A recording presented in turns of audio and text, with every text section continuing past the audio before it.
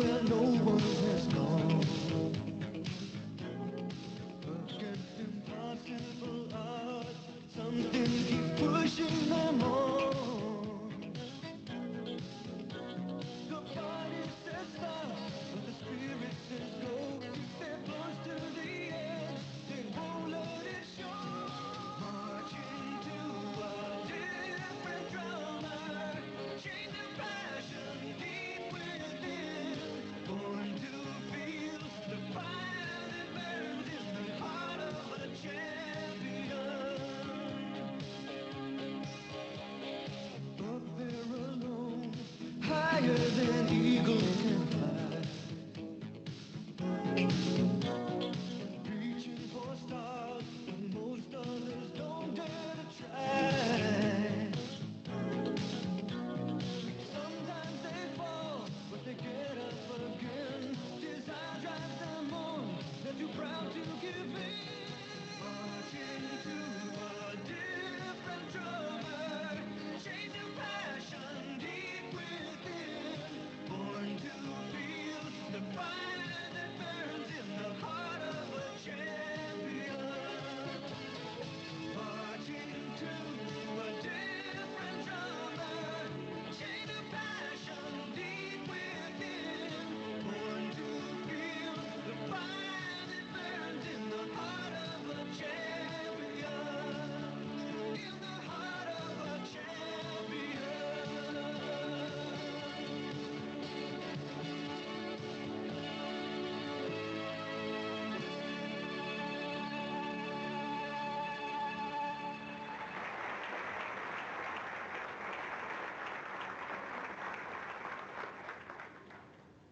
Ladies and gentlemen, the first award this evening is the Eagle Award, the United States Sports Academy's highest international honor.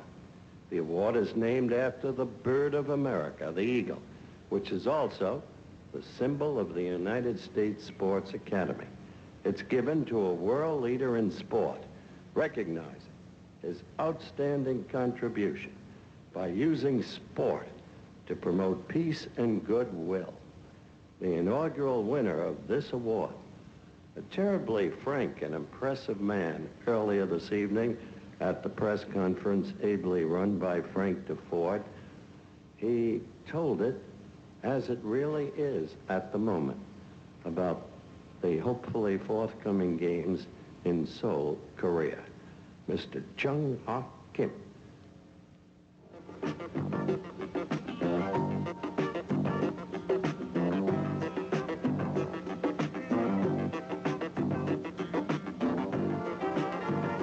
Under Mr. Chung Hakim's direction, Seoul, Korea was host to the most successful Asian Games in history.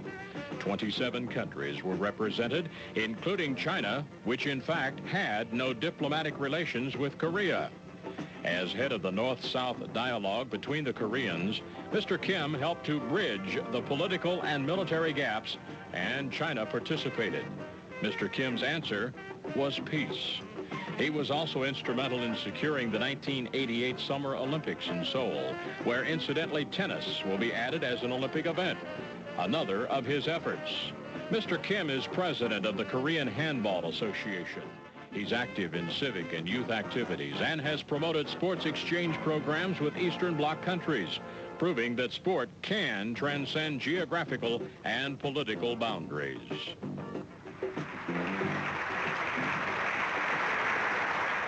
To present the Eagle Award to Mr. Kim this evening is the president, the founder of the International Federation of Bodybuilders, Mr. Ben Weider.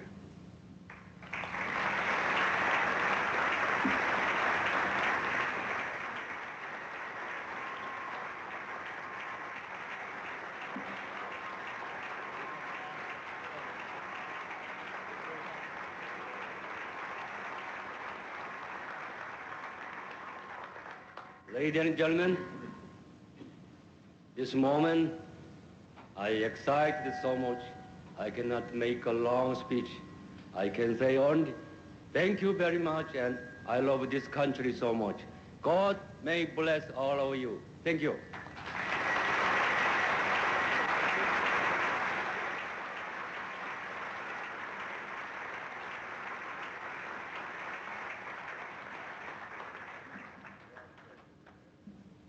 The presidents and secretary generals of the Olympic councils, which made up the Asian Games, voted on the winner of our next award, the Sheikh Hamid bin Issa Al Khalifa Asia Award, named in honor of the Crown Prince of Bahrain and President of the Supreme Council of Sport. His Excellency, who, by the way, is also a keen sportsman, has been a long-time promoter and supporter of sport in Bahrain. Sheikh Hamid has realized the need for greater sports facilities and recreation facilities, and so he developed the Bahrain High Council for Youth and Sport. Ms. P.T. Usha, India's premier track star, is the first winner of the Asia Award. In the Asian Games last year, get this, she was the winner of 4 of her country's 5 gold medals, showing her expertise in the 200 and 400-meter runs, the 400-meter hurdles, and as a member of the 400-meter relay team.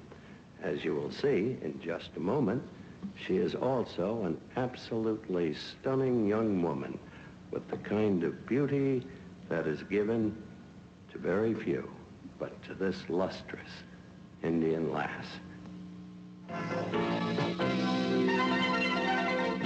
P.T. Usha is truly one of the outstanding sports stories in the 80s. In 1982, Miss Usha won 2 silver medals in the 9th Asian Games in New Delhi. Ever since then, she's been setting records throughout Asia. Some of her most notable performances took place at the 10th Asian Games held in Seoul, Korea. Later, in 1985, Usha won an incredible 5 gold medals at the Asian track and field meet. Her speed, agility, along with her willpower and determination, are examples to the world of artistic perfection in sports and ensure that she will be remembered throughout time as one of the greatest female athletes of the century.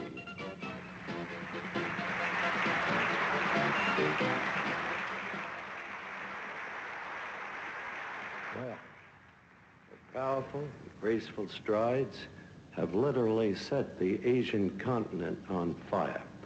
Representing the Bahrain Sport Institute, the sister institution to the United States Sports Academy, is Sheikh Issa bin Mohammed Al Khalifa, Minister of Sport for the state of Bahrain. And he will make the presentation.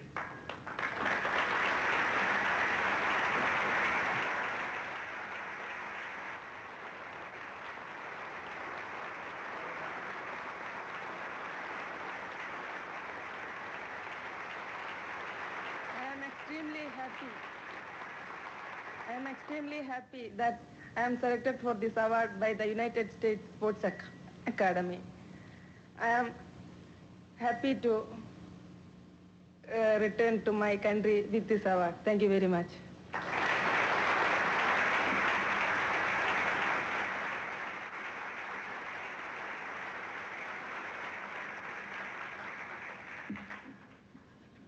Our third award this evening is also the third new award this year, the Male Contributor to Sport Award. You can imagine many people who have made contributions to sport by way of their involvement in it as an athlete, administrator, coach, trainer, developer, researcher. This evening, the award goes to a man honored for a lifetime impact on the sport of baseball. For 16 years, commissioner of Major League Baseball. Sandbagged out of the job by a bunch of small-minded National League owners under antiquated rules.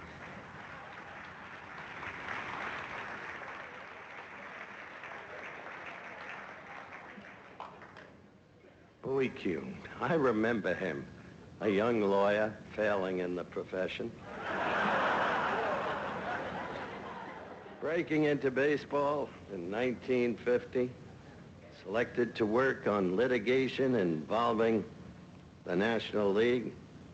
Then in 1968, he represented the National League club owners in negotiations with the Major League Players Association. As a result of his efforts, the players made more gains than anybody could have imagined because of his futility in the job. And then, in his tenure as commissioner, the game underwent some of its most fundamental issues and changes. There were drug investigations, free agency, the influence of television in baseball, hugely escalating player salaries, suspensions. But baseball survived, thanks largely to this man, the maintenance of his emotional equanimity. He did peak out early while running the scoreboard at Old Griffith Stadium in Washington. But then he came along to write a book, Hardball, The Education of a Baseball Commissioner. I hope every one of you, and I'm happy to make this plug, gets a chance to read that book, because Mr. Kuhn dispassionately, accurately recounts, and indeed got a rave review in the New York Times book review section, accurately recounts what happened during his tenure as commissioner. So I think at this moment, you will all be especially thrilled to watch the video, to hear the words about the man who made Farragut famous. When one looks at the career of Bowie Kuhn, one is actually looking at the story of baseball. His life, a behind-the-scenes story of those years he was commissioner of baseball from 1969 to 1984. He witnessed and influenced some of the most significant and fascinating developments in the history of our national pastime. His knowledge and foresight about baseball were truly remarkable. This is evidenced in his book called Hardball, The Education of a Baseball Commissioner, where he clarifies many mistaken ideas about baseball. For instance, in the chapter of his book entitled Strike Two, Kuhn includes an interview between the Master of Ceremonies of tonight's show, Howard Cosell, Marvin Miller, and Lee McPhail. When baseball was struggling with assured compensation clauses, Mr. Kuhn's career in many ways serves as a history text on those turbulent times.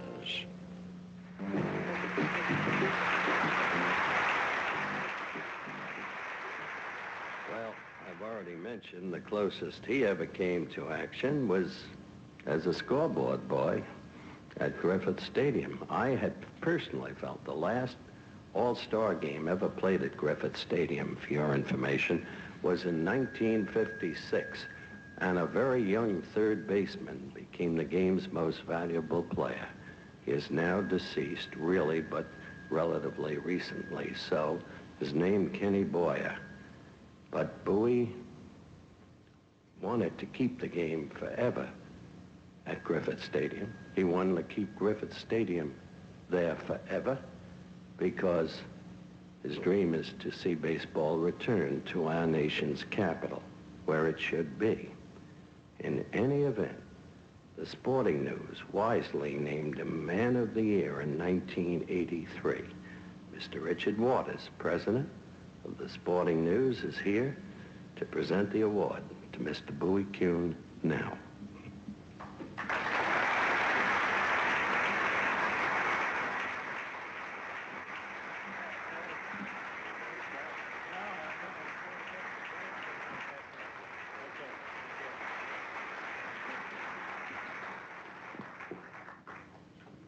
Thank you very much, Dick, and thank you, Howard. I am profoundly grateful to the United States Sports Academy for this truly marvelous award. Obviously, during the long career I had in sports, and still having in a way, I could not have achieved any of the things that perhaps I did achieve without the loving support of my wife, Louisa, and of my children. And I could not stand up here and address this subject without mentioning the others who also made it possible and tell you of my gratefulness to them. Charlie Finley, George Steinbrenner, Marvin Miller, Ted Turner, You get the idea. Thank you very much.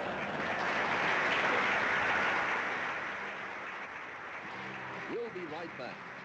You will meet Cornelius Bennett and Rocky Blyer in just a moment.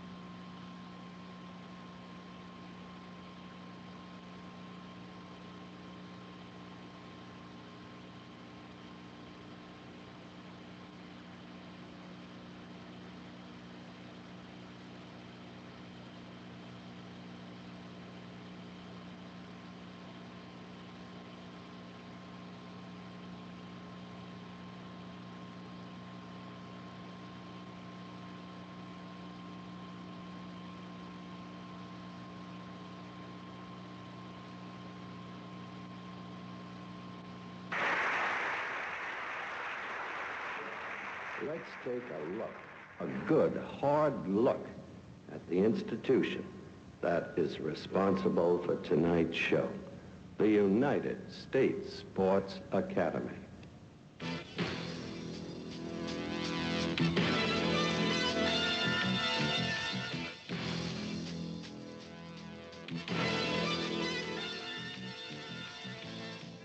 This is the United States Sports Academy, America's graduate school of sport.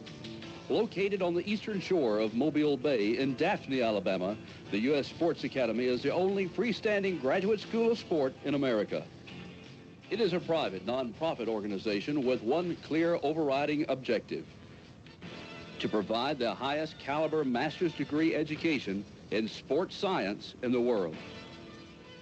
The Academy is accredited by the Commission on Colleges of the Southern Association of Colleges and Schools and is approved by the Alabama State Board of Education for master's level teacher certification programs in sport coaching and sports medicine.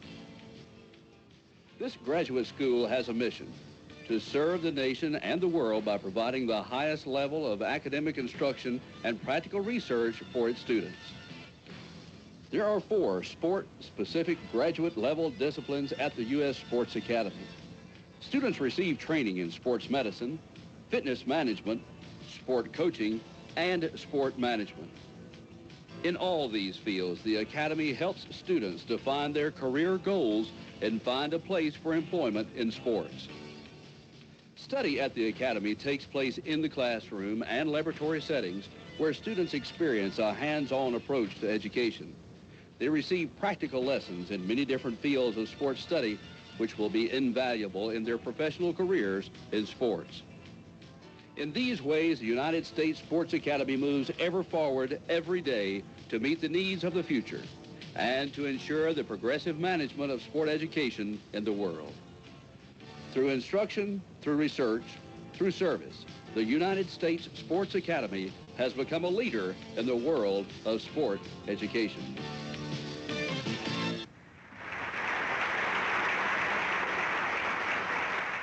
Our next award, the Male Alabama Athlete of the Year Award. The winner of this award is a gentleman who has been likened to a fellow named Lawrence Taylor, and not without reason.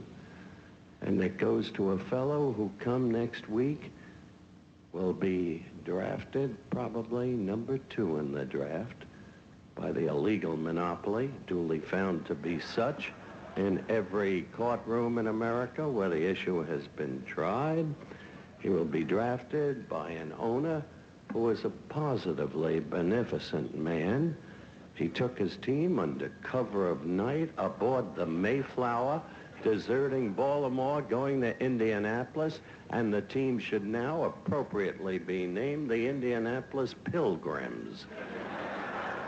And the young man who'll be getting the award has a strength of character that the owner doesn't even remotely approach.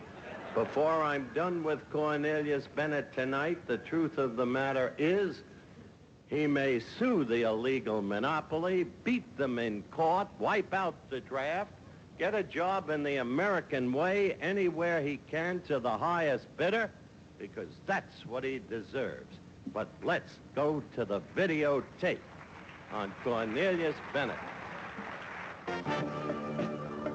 The University of Alabama has had a long-standing reputation of producing great football talent over the years, many of whom have made their way to professional ranks. Cornelius Bennett is expected to be drafted in the top 3 selections of the upcoming NFL draft. He's a 3-time All-American, easily recognized for his terrorizing and aggressive play on the field. The 1986 SEC Player of the Year, Bennett was named Most Valuable Player after his 11-tackle performance in the Crimson Tide Sun Bowl victory over Washington. Cornelius was named this year as the Lombardi Award winner, earmarking him as the best college lineman in the nation. This year, he became only the 3rd defensive player in Alabama history to win Southeastern Conference Player of the Year honors.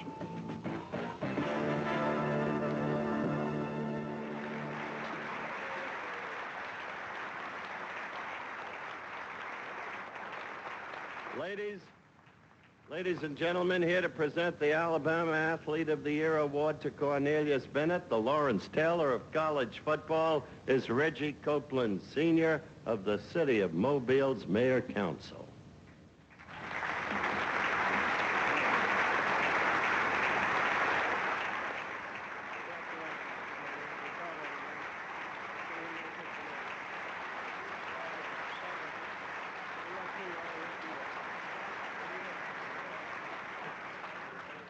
First of all, I'd like to thank the United States Sports Academy for giving me this honor, and everyone here tonight for all this money that's taken up, I guess, the charity that's going, well, not the charity, but to the academy that it's going to.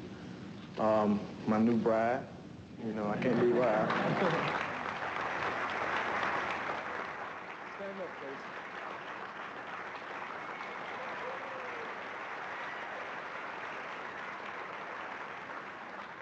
And next, my coaches and all my teammates that helped me win this award. You know, you can't be selfish and accept, I can't be selfish and accept this award and say that I won it, because I had 10 other guys out there on the field with me, so each of them deserve a piece of this, so I'd like to say thank you very much. On behalf of those guys also, thank you.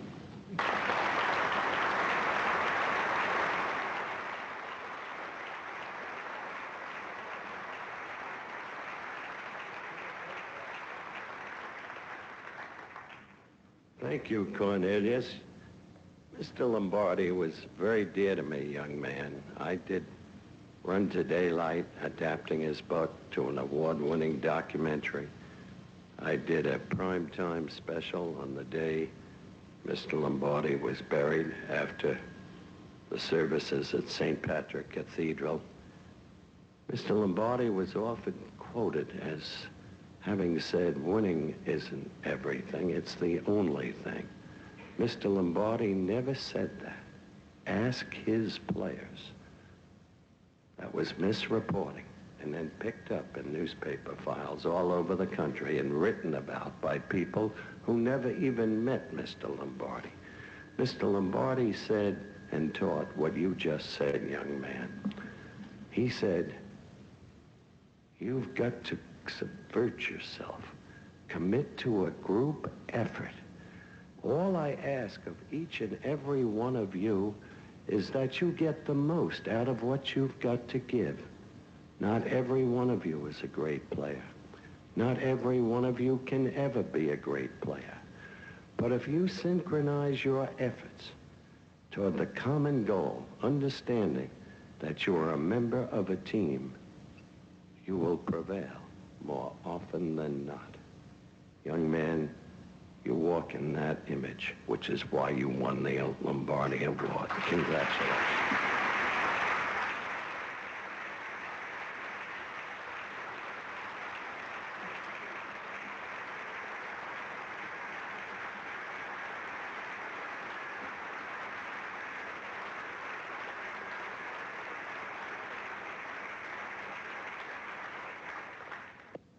Our next honoree is somebody very, very dear to me.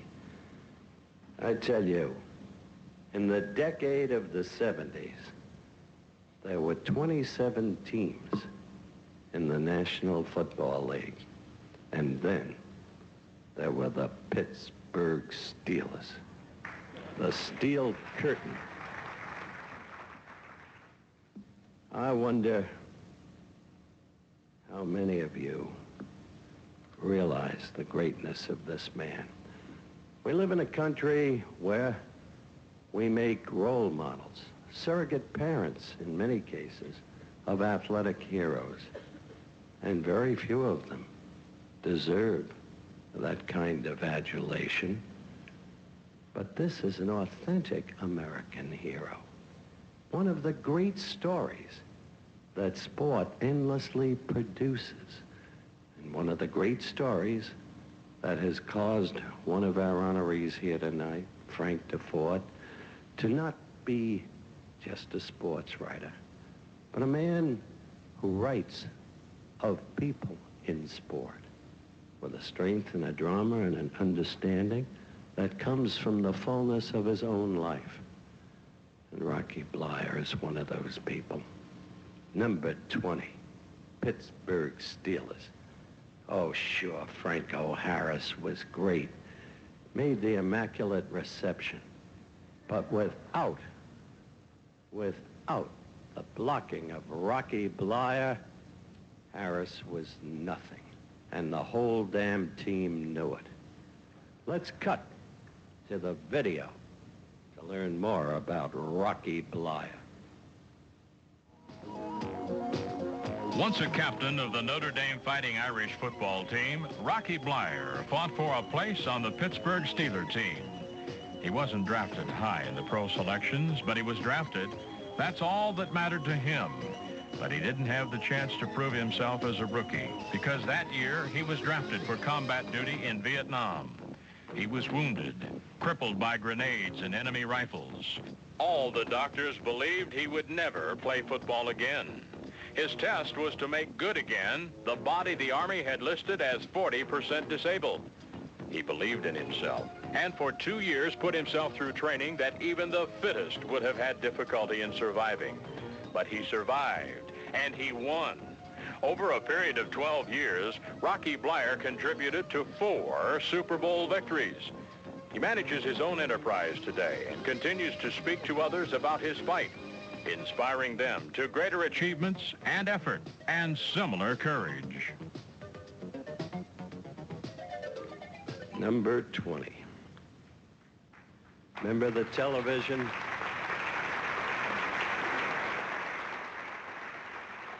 Remember Robert Urich playing Rocky Bleier in the television movie on Rocky's life?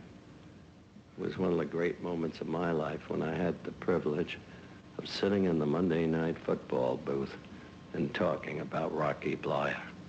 It was a signal opportunity to tell the truth, the whole truth and nothing but the truth about this remarkable man. Ladies and gentlemen, I give to you number 20, Rocky Bleier, winner of the Mildred Babe Didrikson Zaharias Courage Award. To present the award, Mr. Kenneth Johnson, President of Capital Broadcasting.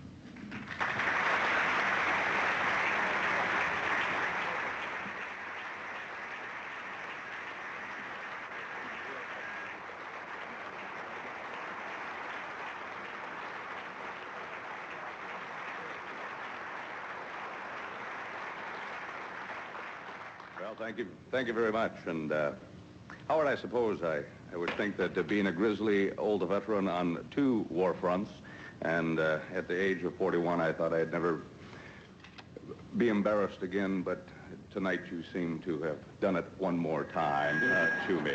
And ladies and gentlemen, the babe really was a beacon on the horizon. And she was a beacon for her sports, and she was a beacon for women to participate in those sports. But more importantly, for all of us, she was a beacon to show us that dreams can be achieved and that adversity can be overcome. As one of her disciples, I want to thank you for that. But also I want to thank the United States Sports Academy, the American Sports Art Museum and Archives, but more importantly, all of you to allow their dreams to come true. Thank you very much.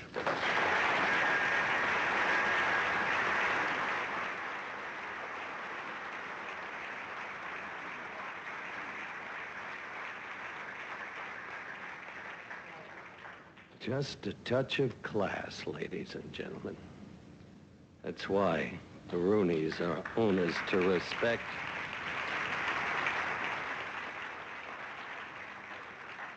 That's why that was the team of the 70s. And I don't know if anybody will ever do again what you people did, Rocky. Mean Joe Green. Mean. It wasn't the rings, he said, Joe Green. It wasn't the Super Bowls. When the cheering stopped, as it inevitably does, it was the memories, the associations that knit that team together. Rocky, Franco, Joe Green. What a bunch. Right down the line. Number 47, Mel Blount, maybe the best defensive back of our time. Remember when I voted for him to win the MVP in the Pro Bowl game in the King Dome in Seattle? And you said, don't vote for the son of a...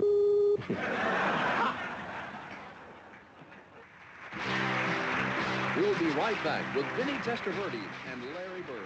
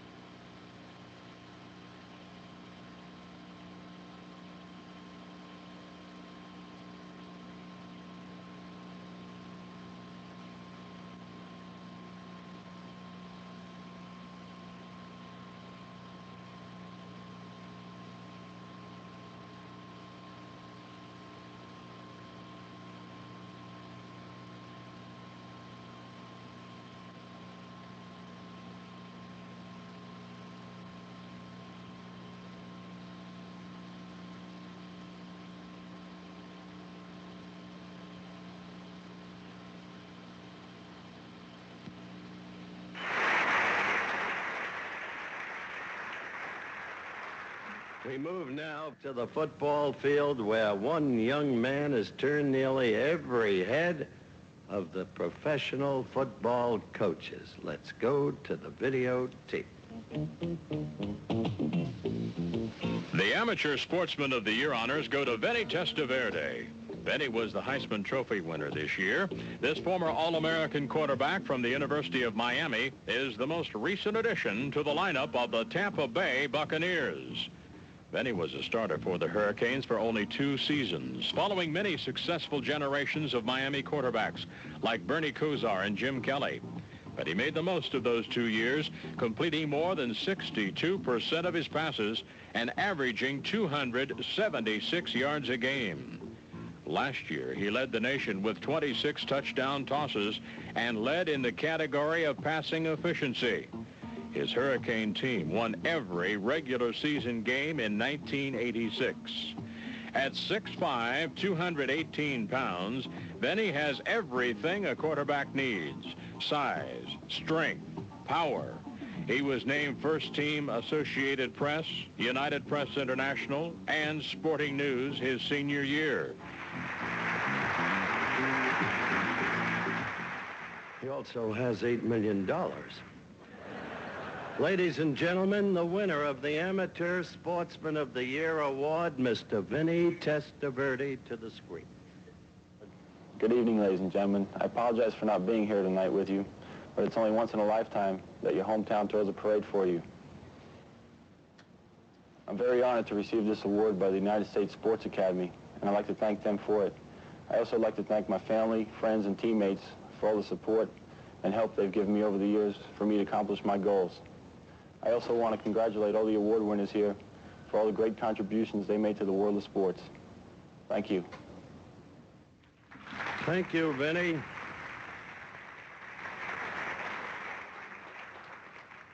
If you went a step further, send a telegram to Dr. Rosandich, President, U.S. Sports Academy, and said in it, "I promise I will try to continue to uphold the standard of excellence you have set for me." So we thank you, Vinny, for the in absentia for the telegram. The next award, the Professional Sportsman of the Year award, is the last award which was voted on by the sporting news writers, the Academy, and by the general public. The award goes to basketball's premier player, without question, none pareil, Larry Bird of the Boston Celtics. Watch him on the video.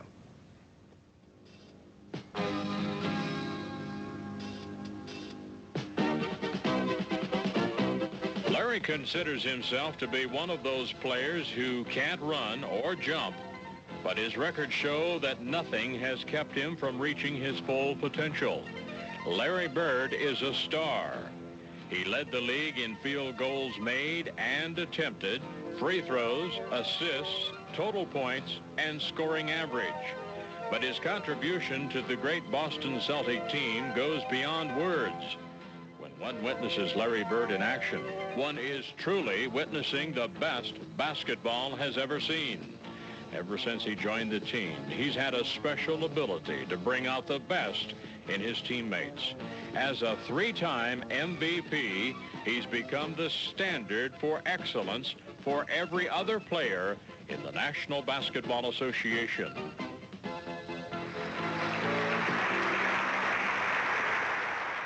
As you know, Larry Bird is occupied with the playoffs against the Chicago Bulls. As a consequence, he couldn't possibly be here with us tonight. But he did send this telegram. "Dear Academy, I'm so sorry I can't be with you tonight, but I am preparing for my playoff game against Chicago. Michael Jordan is no one to be taken lightly. I am grateful for the award you have given me. I wish the Academy continued success. Again, I am very, very honored. Thank you so much, Larry Bird."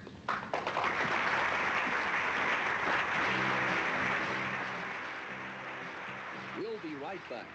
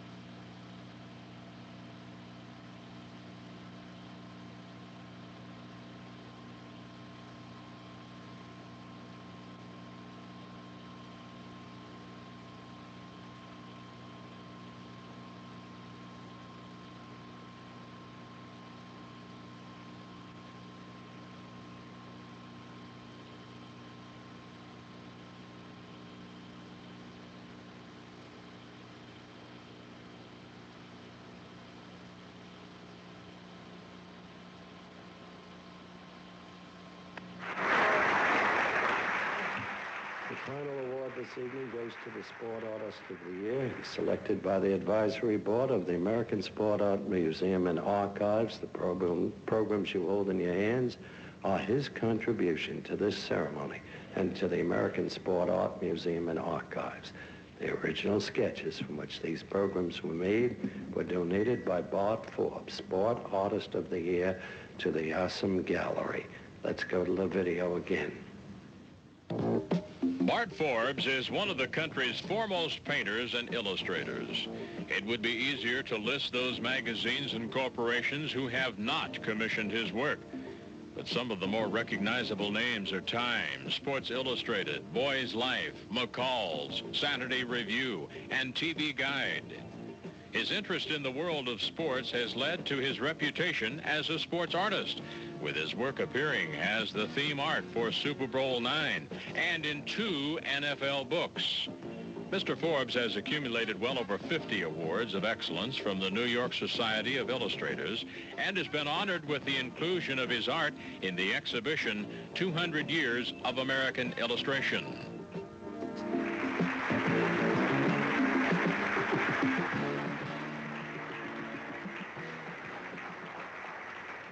Ladies and gentlemen, I present to you the Sport Artist of the Year, Mr. Bart Forbes and Mr. N.Q. Adams, Chairman, Southern Regional South Bank, and Chairman of the American Sport Art Museum and Archives Executive Board.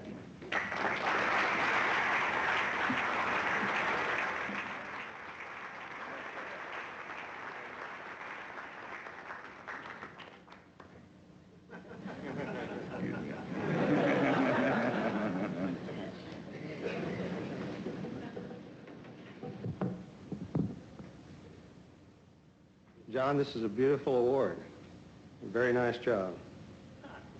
John Robinson out there designed this. I don't know if anyone has said that or not, but it's very handsome and very heavy. When I was a boy, young man, growing up in Cincinnati, Ohio, I used to dream about being or becoming a great athlete because I was a big fan. I still am a big fan of all the games, all the sports, and it's particularly gratifying to receive an award like this in the company of such really, truly great athletes, as you've seen tonight. For a guy whose only real talent is with a pencil and a brush, this is truly a rare treat. I thank the Academy. I thank my dad, who died this past year, for giving me his love of sport. And I thank my wife, Mary Jo, for tolerating not only an artist, but a sports nut as well all these years. Thank you.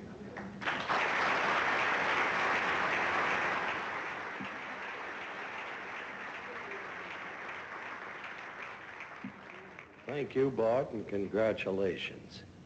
I think John Robinson has been plugged enough tonight.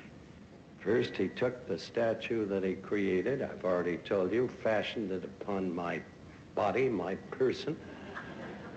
And then he went on from there, just got the plug from Bart, and it is a beautiful statue you've created, John. I'd like you to come up together with Dr. Rosenditch. We present the award.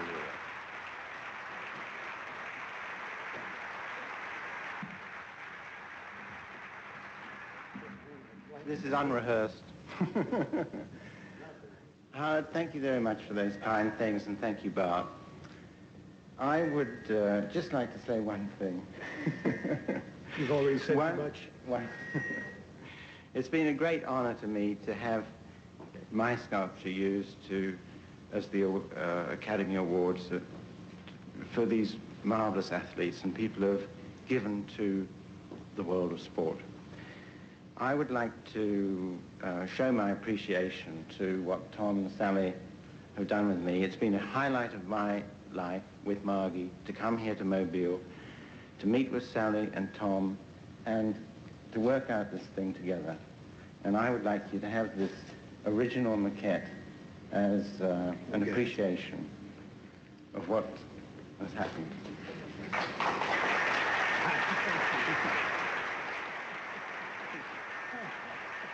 could try. Yeah.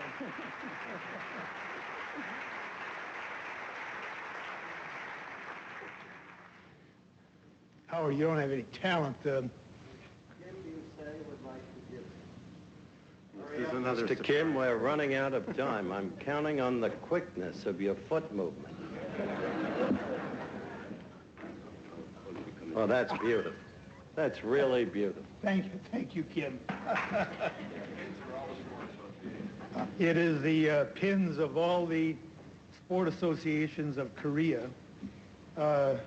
Is gorgeous. Of course, the top pin is the pin of the Seoul Olympics that'll be held next year. I thank you very much, Kim. It's Thank you, gorgeous. Tom. Excellent statement. Thank you.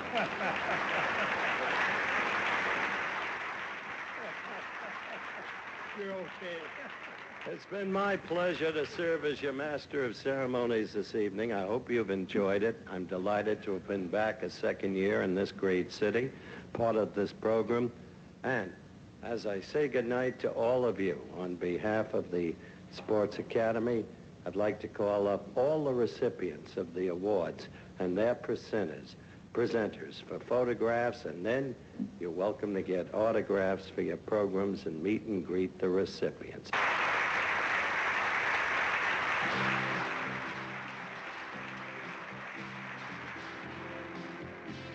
Flight arrangements courtesy Eastern Airlines.